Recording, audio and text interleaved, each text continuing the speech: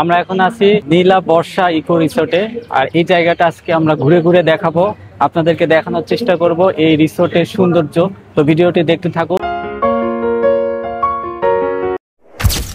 নীলা বর্ষা river queen park. পার্কটি ফোর্টনগর সাভার থানার পাশে বংশী নদীর তীরে অবস্থিত।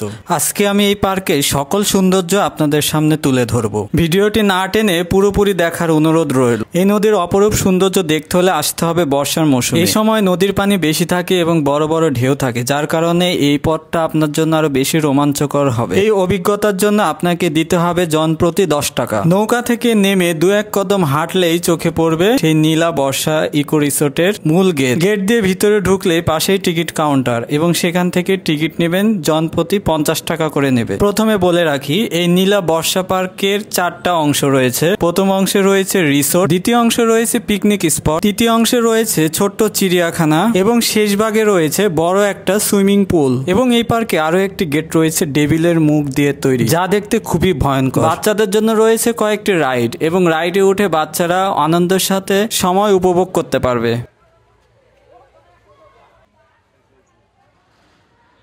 একটা ডাইনোসর রয়েছে এখানে।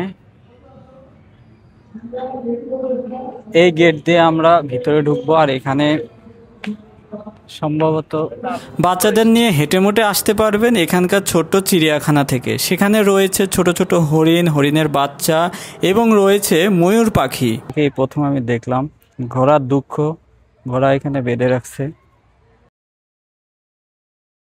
পিকনিক স্পটের পাশে একটি মৎস্যকন্যা রয়েছে, যা দেখতে খুবই বিশ্রী। এছাড়াও এখানে ডলফিন, ব্যাঙ, কুমির ইত্যাদি রয়েছে এবং পাশে একটা ছোট্ট ঝর্ণা রয়েছে, যদিও আর্টিফিশিয়াল ঝর্ণা, কিন্তু ভালো লেগেছে। এই ঝর্ণার পানিগুলো একটি ছোট্ট সুইমিং পুলের মতো একটা জায়গাতে গড়িয়ে পড়ছে।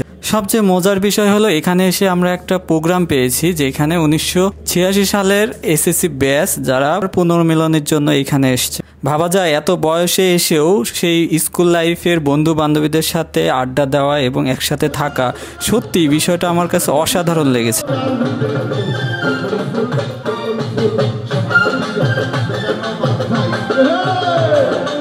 সারাদিন নাচা গানা এবং ঘোরাঘুরি শেষে যখন শরীরটা ক্লান্ত লাগবে, গরমে ঘেমে যাবে, তারপর আপনারা এখানে এসে সুইমিং পুলে গোসল করে নেবেন। এখানে জনপ্রতি 200 টাকা করে নেবে এবং 1 ঘন্টা সময় পাবেন।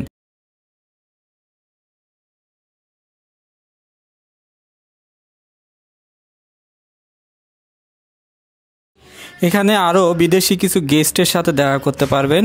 এরা আপনাদেরকে স্বাগতম না জানালেও এদেরকে দেখে আপনাদের ভালো লাগবে।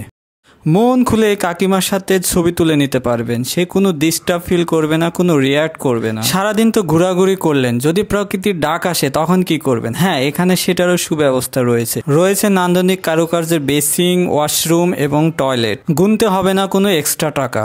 যাই হোক, আমাদের ঘোরাঘুরি প্রায় শেষ, আমরা এখন বের হয়ে যাব। কিন্তু এখানে কোনো কিছুই খাওয়া হলো না, তবে খাওয়ার জন্য অবশ্যই সুব্যবস্থা রয়েছে। আপনারা চাইলে এখানের ভিতরে রেস্টুরেন্টে খেয়ে আসতে পারবেন। 50 টাকার টিকিট দিয়ে এত কিছু দেখতে পাচ্ছেন, ঘুরতে পাচ্ছেন সাভারের মধ্যে, সত্যি আমার কাছে খুবই ভালো লেগেছে। তো এই ছিল আজকের ভিডিওটি ভালো লাগলে অবশ্যই লাইক, কমেন্ট এবং শেয়ার করবেন।